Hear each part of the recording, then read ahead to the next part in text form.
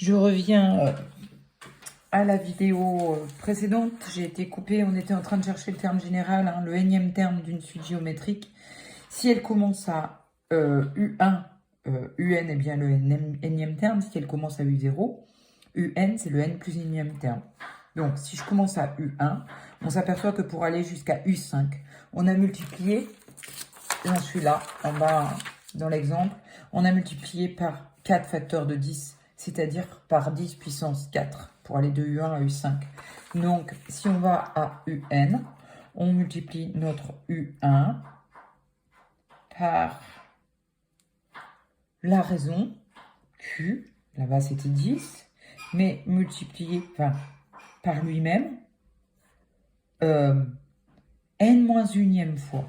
n-1 fois. Donc Q puissance n-1. Si on revient à l'exemple où on commence ici à U0, et bien cette fois-ci, pour passer à U1, on va multiplier une fois par 2.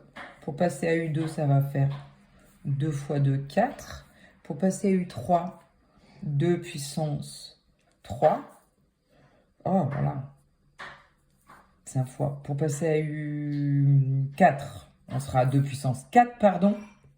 Pour passer à U5, on sera 2 puissance 5. Donc cette fois-ci, la relation, je l'ai écrite derrière, en haut du cours. Vous retournez l'énoncé, hop. Elle est bien ici. Si vous commencez à U0, vous multipliez par la raison n fois. Alors c'est pas, attention, c'est pas n fois q, c'est bien q puissance n. 2 fois 2 fois 2 fois 2 pour aller jusqu'à U5.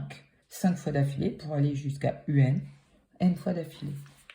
Donc, si je veux utiliser cette relation pour faire l'exemple qui est là, eh bien, la capacité de stockage augmente de la même manière.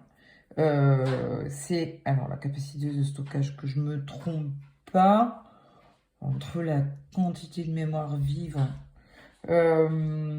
Oui, en 2010. Donc, en 2010, nous en sommes à U6 dans la première suite. Donc, dans la première suite, U6 est égal à U1 multiplié par notre raison qui était de 10 à la puissance 5 par 100 000 pour arriver à U6. Et donc, U1, il était de 10. Donc, ça nous fait 10 fois 10 puissance 5. 10 puissance 1 fois 10 puissance 5. On ajoute les exposants ou on ajoute les zéros. Ça fait 10 millions. Et si on veut aller en 2050, on calcule U14. Vous compterez comme on compte de 55 les années. On arrive à U14. Et donc, c'est U1 multiplié par la raison Q à la puissance 13. Et donc, ça nous donne 10 fois 10 puissance 13, c'est-à-dire 10 puissance 14. Alors, 10 puissance 14, 10 puissance 12, c'est 1 billion. Et 10 puissance 14, c'est 100 billions. En français, pas en anglais. 1 billion, c'est 10 puissance 12. C'est 10 puissance 6 fois 10 puissance 6. Et donc, je continue mon cours sur les suites géométrique. Alors, si la suite géométrique, elle est donnée, là, nous, on a donné la relation sous forme par récurrence. On avait UN plus 1 en fonction de UN. Si on nous le donne sous la forme de son expression au rang n, je calcule U1, alors 3 puissance 1, je calcule U2, ça fait 3 puissance 2, 9, je calcule U3, ça fait 3 puissance 3, 27, U4, 3 puissance 4, alors 27 fois 3, 81. Ces termes forment-ils une suite géométrique? Eh bien, on peut par exemple exprimer UN plus 1. UN plus 1 va s'écrire 3 puissance N plus 1. UN plus 1 sur UN va donc s'écrire 3 puissance N plus 1 sur 3 puissance N. Là, on a n plus 1 facteur de 3, donc 3 puissance n fois 3. En bas, on a 3 puissance n. Je simplifie. Il me reste 3. Donc, on a bien une suite géométrique de raison 3. Alors, on aurait pu le voir aussi ici, mais moi, je l'ai montré au rang n. pour passer d'un terme à l'autre, on ajoute un exposant 3, hein, on ajoute un exposant, pardon, un facteur de 3. Et donc, la suite est géométrique. 2 raisons. 3. Alors, là, on l'a démontré comme tout à l'heure, que sur 4 rangs, moi, ça me dérange.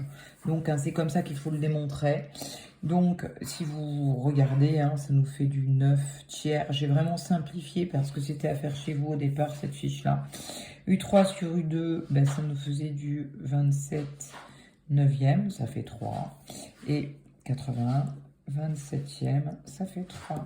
Donc, UN plus 1 sur UN est égal à une constante qui sera égale à Q. Eh bien, on pourra dire que la suite UN est une suite géométrique de raisons. La constante Q. Voilà. Alors, concernant les sommes, il va falloir apprendre les formules qui sont là. Je vous donne rapidement la formule. On veut, dans un premier temps, ajouter les termes d'une suite géométrique ici de raison 1. J'ajoute 1, 2 c'est 1 plus 1, 3 c'est 1 plus 1 plus 1, n c'est 1 plus 1 plus 1 plus 1 jusqu'à n. Donc en fait, je fais la somme des termes d'une suite géométrique de premier terme 1 et de raison 1. Alors, ici, donc j'ai fait le schéma, donc j'ai fait la somme de deux sommes de ce type. Et on s'aperçoit qu'en faisant la somme, on obtient n plus 1. Et là, on en a n plus 1 fois. On a combien de termes, pardon? On en a 1, 2, 3, jusqu'à n. Donc, j'ai fait une erreur. On a n termes de n plus 1. Donc, ici, c'est égal à n, facteur de n plus 1.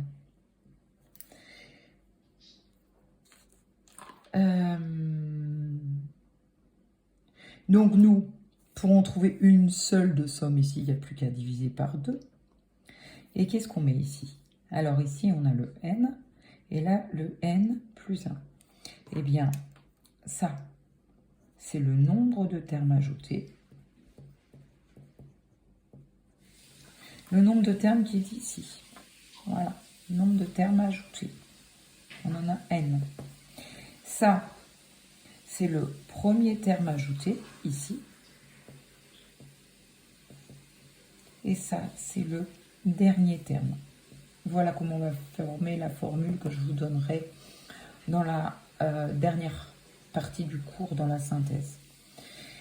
Une dernière formule à apprendre que je vous explique.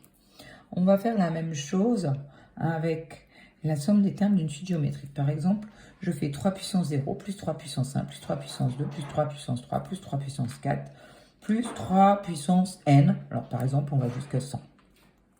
Si je fais q fois s, j'obtiens ceci. Voilà. J'ai tout multiplié par q. Et donc, ce que l'on peut dire, c'est que je peux, en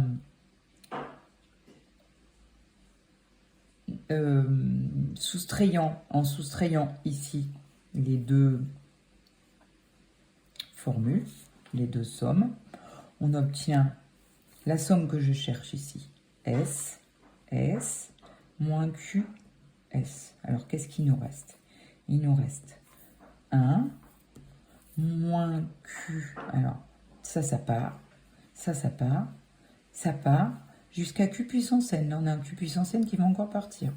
Donc, il nous reste derrière 1 moins Q puissance n plus 1. Voilà. Et ça, c'est Q fois S.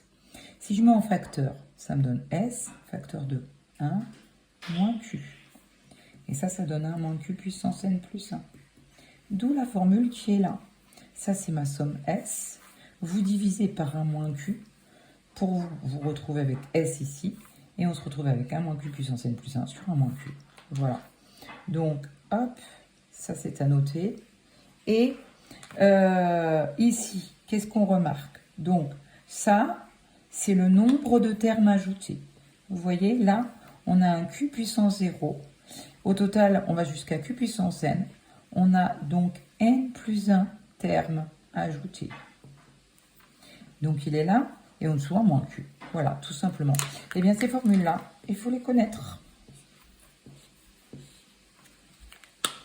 J'arrête avec ça, je referai une vidéo sur tout le reste du cours.